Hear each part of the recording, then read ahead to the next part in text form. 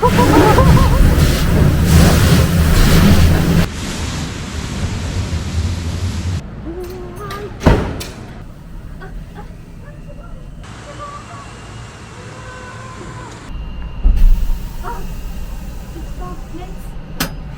らしいです。はい、ありがとうございます。どうもこんにちは、鈴川彩子です。本日はですね、朝日新聞デジタルさんで連載中の鈴川彩子が行く千葉鉄第5回目ということで、こちらですね、本日はじゃじゃーん、今ちょっと車両がおりませんが、千葉都市モノレールさんを取材させていただきたいと思います。今回はなんと、裏側の部分ですね、車両基地にお邪魔して、このね空中散歩を楽しめる懸垂式の千葉都市モノレールさんの、秘密を、しっかりとレポートさせていただきたいと思います。おー、来た来た来た来た。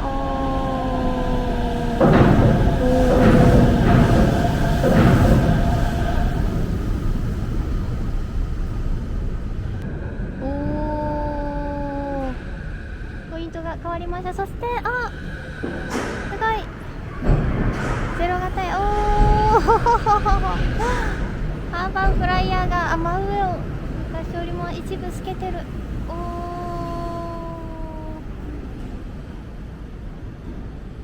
The next station is 千葉公園 CM4。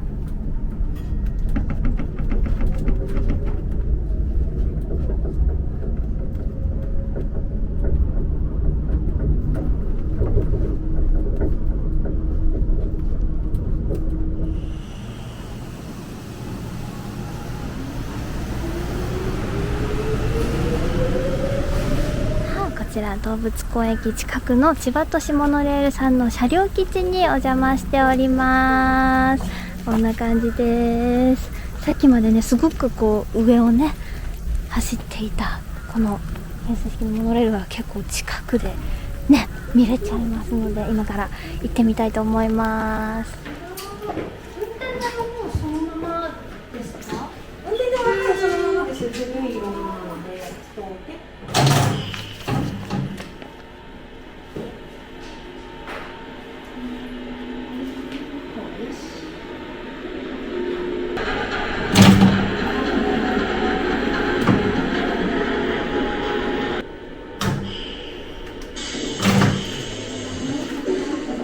だいぶ本物より違うので、なんか難しいですね、止まるのが。この支柱のところに、このちょっと分かりにくいですけど、P38 とかっていうふうに番号が書いてあるので、そこをちょっと目標で目印にしたりとかして、切ったり入れたりっていうのをしたりしてます。今まで入れちゃって大丈夫ですか？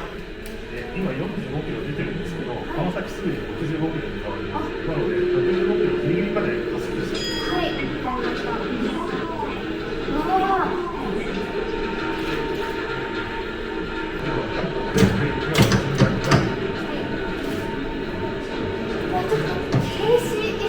停止位置すごく小さくてづらいんですけど、前方に見えてくる2の数字ですね。ああ、ちょっと止まっちゃったありがとうございます。ボタンを押していいんですか？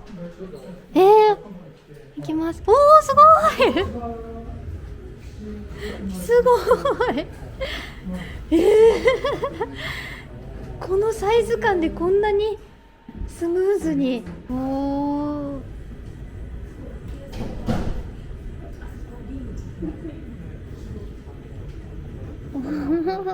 すごい、使用タイヤ。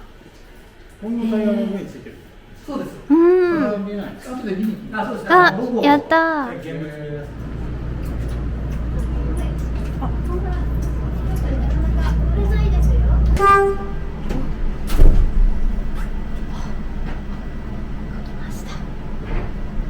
なんかこれだけこの草の結構ギリギリを走ってるのもすごくすごくなんか不思議な感じです。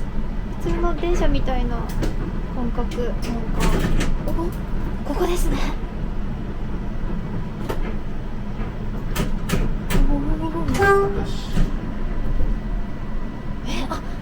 下にもやっぱりモップがある。下にも青いモップがついてます。左右、お、出てきた出てきた。おお、すごーい。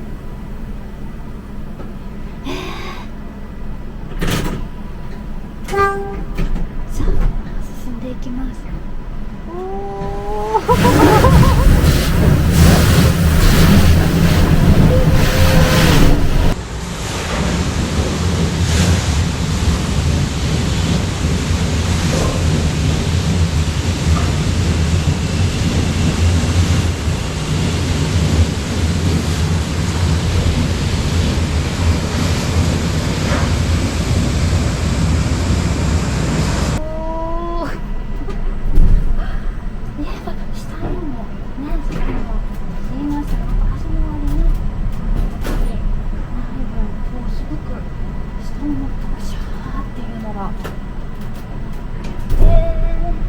じゃあ横から見てみたいと思います。ありがとうございます。さあさあ、下のモップも、おおすごい。見えるかな。うわ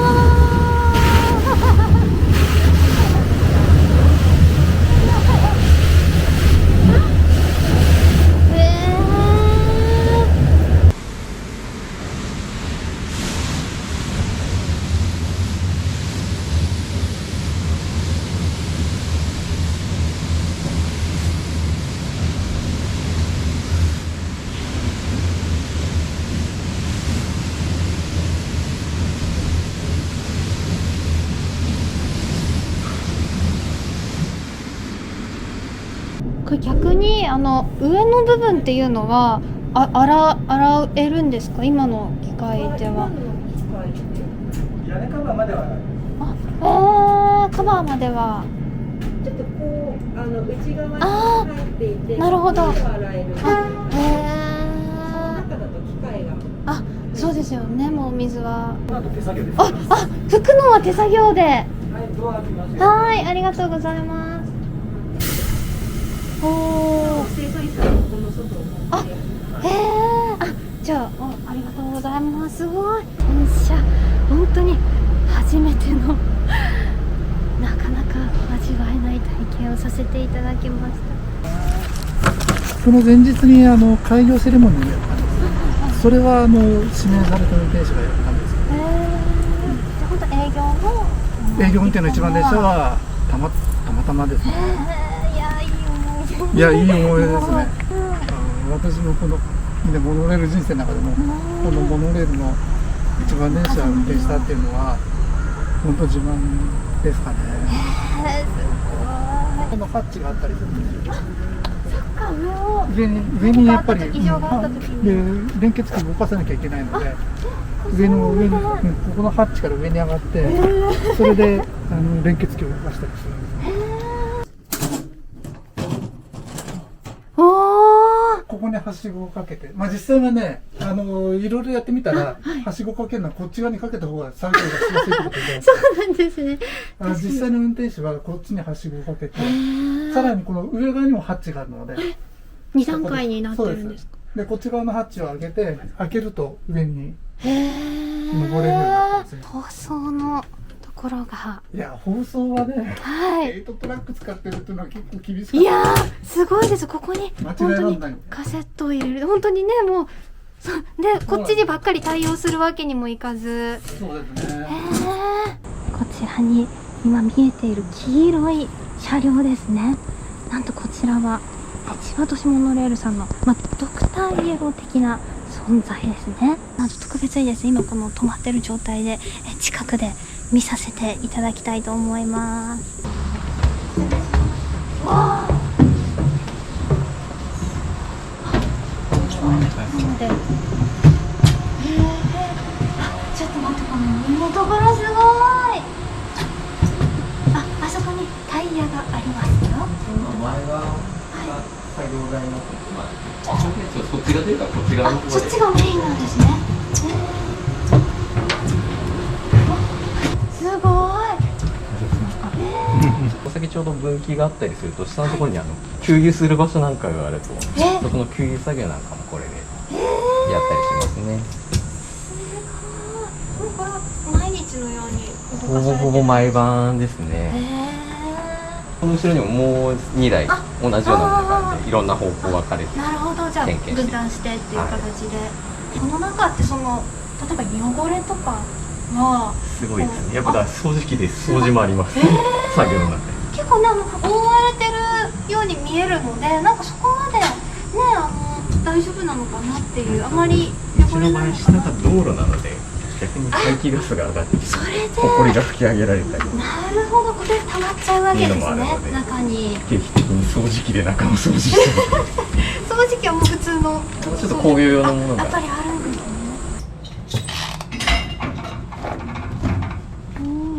すごい、そこにまあこういうところを叩いてみて音聞いたりとか、まあ実際これ自体が緩みがあったりして音がちゃんとボルトが下からボルトが見えますかね。はいはい、見えます。だからこれが緩みがないかの音で叩いて確認したりとか、実際はちょっとゆっくり進みながらあ、どんどん進みながら叩いてここなんか変だなそれ一回と思って、裏のボルトの様子見たりすごい、もうちょっと今手元じゃないですけど鏡で下側をこう見られたりとか。へえ、ちょっと点検の一種類でそういう作業あるんですね。おー、すごい近い。わー、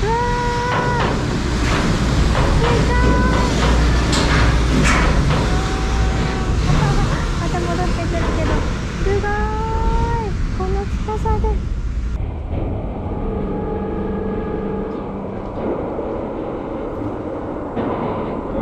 おー、すごい。おー、うわ、あー、ほんとだ、持ち上がってる。う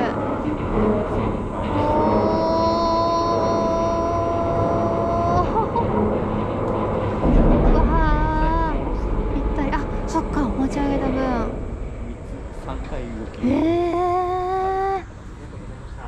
ありがとうございます。さあ、私はこちら作業服をお借りして着替えてきました。なんとですね、今から、緊急時、モノレールから、脱出するための商用のシューターになんと今回私も実際に滑らさせていただきます。なんか責任者セットでしょ。今はね、基地内ですけど、もちろん想定としては下は道路ですから。あ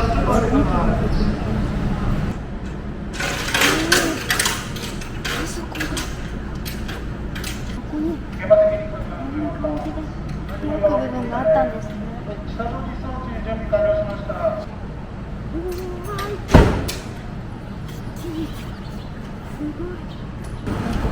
こをお伺いしたら、もしその実際に、これが使用される場合は、近くの駅だったりとか、社員の方が受けられることを想定している。あ、なるほどなるほど。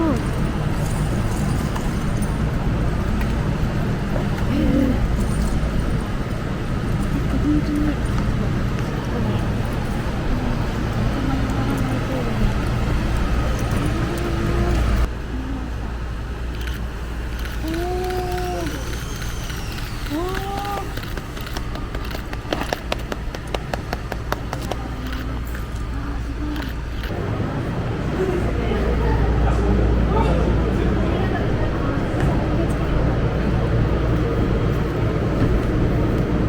はい、今から2人目のお客様降りられます。よろしくお願いします。座ってもらって。あ、そう、ください。はい。いいですか。はい。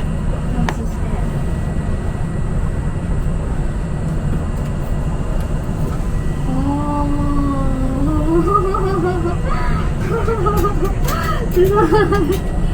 ドキドキだけど。はい。まずこちらに座っていただいて。はい、座ります。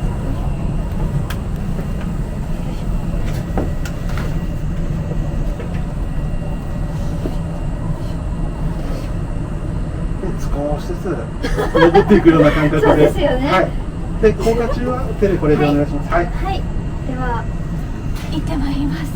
地上に向かって足はまっすぐ。よいしょ。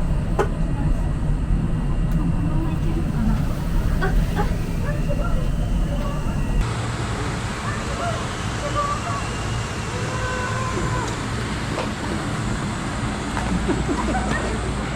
い。いやー、すごかったですね。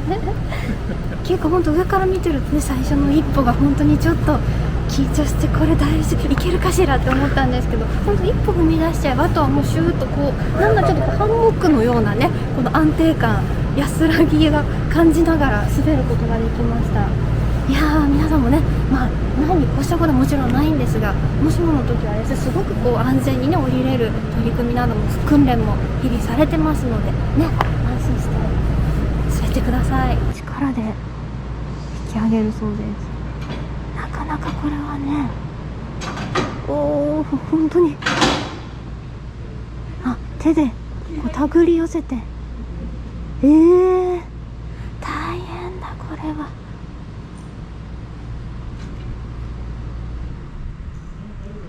わあ、結構重さありますよ。も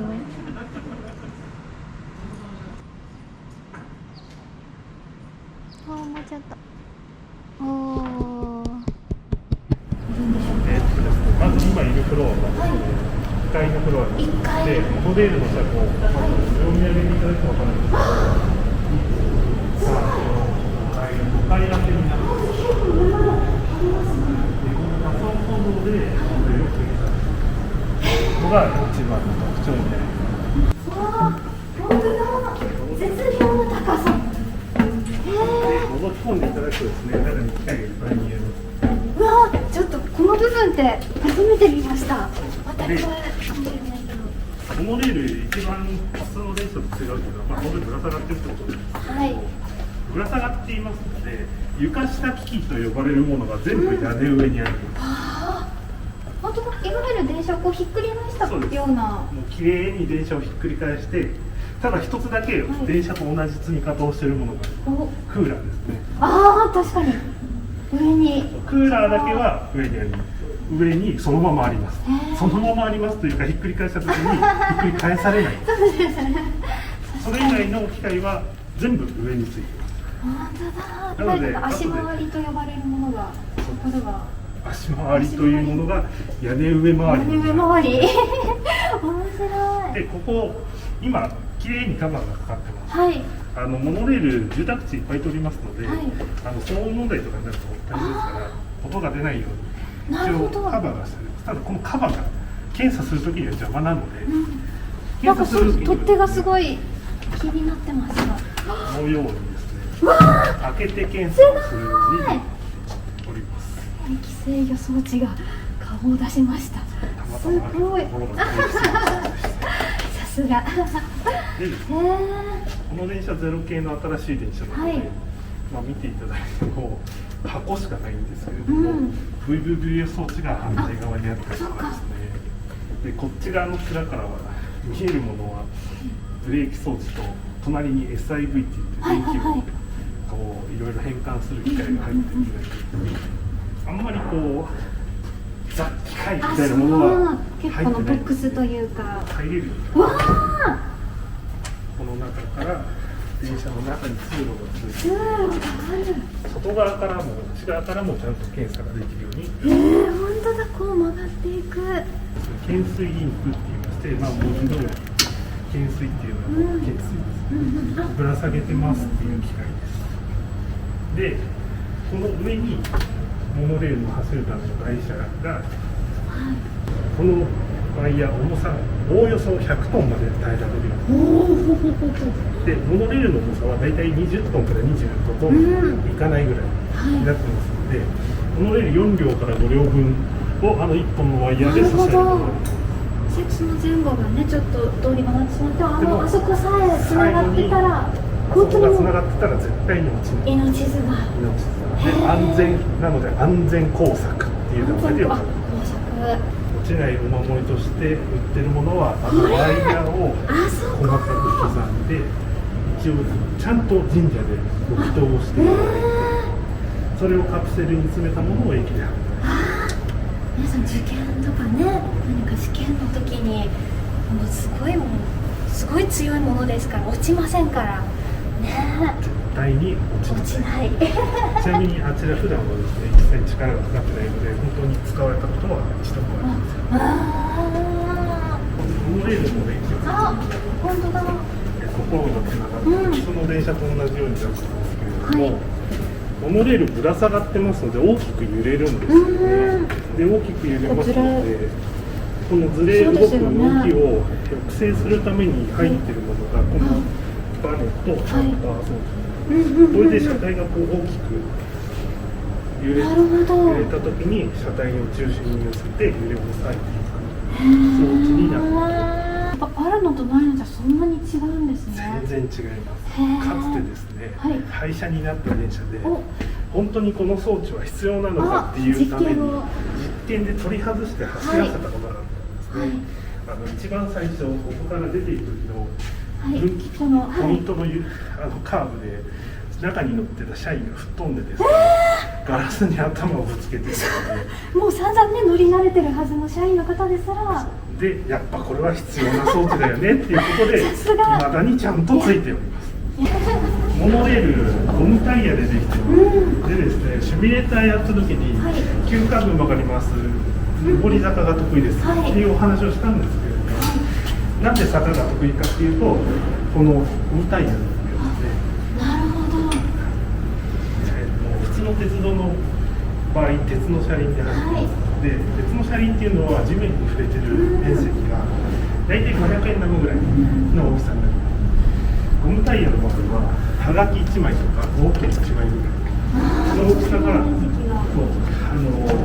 変形してゴムなのでね触れていますので大きな摩擦力をなのできつい坂でも長い坂でもスイスイに持っていくことができる。なるほど。溝がないっていうことを確かにそうだなっていうのが。なんで溝がないかって言いますと、モノレール基本的には走行する線路内が全て覆われています。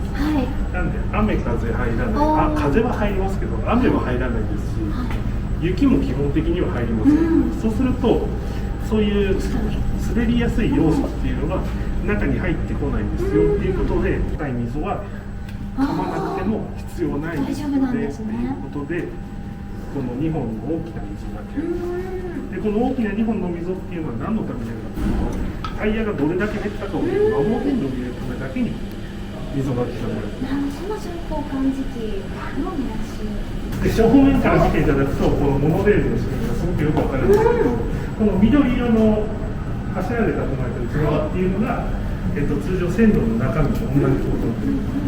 なので真ん中にプラスの線があって両サイドにマイナスの線があってっていうことなんですけど、プラス1本なのになんでマイナス2本なのって思われるかと思うんですけど、分岐器ですね、ポイントを当たるときにどっちか片方は絶対離れます。そうするとどっちか必ずつくようにということでマイナスだけ両サイドになります。で先ほど見ていただいた大きな影、ちょっとここからだと影になるのかなって見えづらいんですけど、縦にする、その横に小さいタイヤが両サイドについてるんですね。あちらが通常案内タイヤっていうんですね、ガイドの役割をするタイヤで、これをすごく分かりやすくまとめるとですね、タミヤさんとかがそうですね、ミニ四駆っておもちゃがありますよね。前についてるとか。そうですね。走るためのタイヤが多分ついてて、横にこう壁をこすりながらですね、案内のタイヤがついてる。それと全く同じ仕組みのものがこの一つの台車。なるほど。電車の電源がなくてこう風が空気の力で持ち上がって、これしたいんですけど、持ち上がってこれで電気をもらうように。かわ可愛らしいですね。でもこうサイズ感が。仕組みは普通の電車のいわゆるシングルアンパンドロに近いものなんですけど、まあそんなに大きさはいらないので、こじんまりとして。なるほど。で、下から見ていただいても、まあ見てのと漏れる何もないんです。もうただ下に床があるので、先ほど言ったように床下機器って呼ばれるものが全部上についてますので、下にはほぼ何もありません。何がついてるかって言いますと、先ほど滑っていた脱出装置の蓋がここにあります。はい。で、あとですね、ここに小さな穴が開いてるんですけれども、これ大事な穴です。とても大事な穴なんですけど、モノレールぶら下がって走っても、当然ですけど両サイド何もありません。下も何もありません。走行中にですね、万が一ドアが開いてしまったりですとか、あとは運転手さんがパニックになって変なところで止まってドアを開けようとしてしまったりとかしても、ドアが開かないようにですね、ここにセンサーが入ってるんです。でですね、このセンサーで常にですね、下を見てるんです。なるほど。で、今ここに床がありますっていうことを検知しないと絶対ドアを開けられないっていう仕組みじゃあ距離を測ってもう。なのでモノレール走ってて途中でドアが開いちゃうなんてことはまずありませんので、安心して乗ってください。そうですね。よかった今日お聞きして。これは新しい車両になってるので、全部ここで操作ができます。モニターで、放送とかもいろいろあったりするんで、こういうなんかタイトルがはい、なんか入り口付近気をつけてくださいとか、そういうのが全部ちょっとダメです。はい。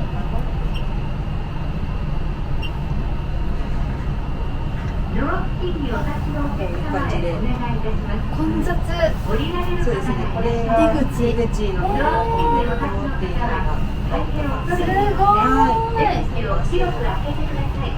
一番やっぱり特徴的なのがこのガラスのところだと思うんですけれども、これのところにもし、まあ、基本的にないんですけれども、電車が止まってしまって、で別の電車が迎えに来て、でそちらの電車にお客様に移ってもらうっていう場合に、連結する通路みたいなのがあるんですけれども、それが下にしまってあります。ちょっとだけ見えるかな。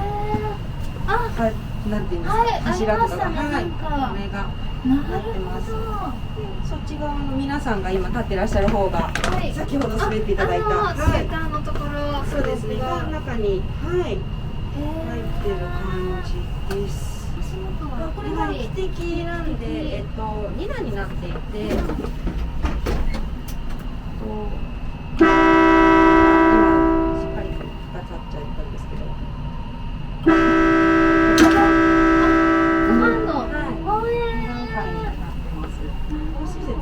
車両家さんの方とかがあると思うんですけど、さすがこんな感じなんだ。でもやっぱりこう見るとレールがないのが今ね、特にね、このすごく地上が近くなるので、なってるので、やっぱりレールがないのがちょっと違和感もすごいし。ドア開きます。ご注意ください。こういう感じで、で、そんな、これが電池にっていう感じで開いて、で、閉じますっていう合図のベルが、古いものは普通にプルルルって音だけでここをひねればなるんですけど、こっちはメロディーが流れるのでボタンを押すと流れます。結構多分ドア装置が珍しいかなっていう気がするんですけど、でもこのグッズもよく、あるんですけど、なと思います。面白い、初めて聞きました。開けさせていただきます。ちょっと緊張する。いきます。開けました。じゃあメロディーを押していただいて、押してる間はメロディーが流れてます。じゃあ話します。注意ください。扉閉まります。確かに奥まで。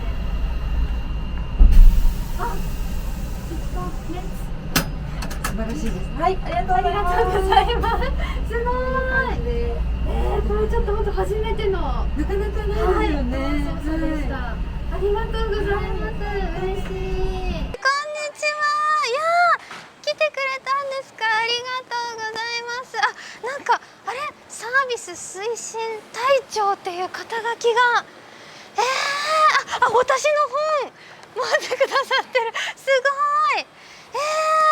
この千葉都市モノレールの、キャラクターモノちゃんが今日は来てくださいました。ありがとうモノちゃん。やっぱりこうね、懸垂式のモノレールだからね、このお猿さんのイメージでぶら下がる感じですよね。結構モノちゃんはね、今ちょっとあれですけどイベントとかでね、よく出られてる感じ。そうですよね、サービス推進隊長ということで、すごい大きいマスクもしてるまたみんなとね会える日を楽しみにしておりますので、いや今日はありがとうございました。すごくいろいろモノレールのことを教えていただきました。ありがとうございます。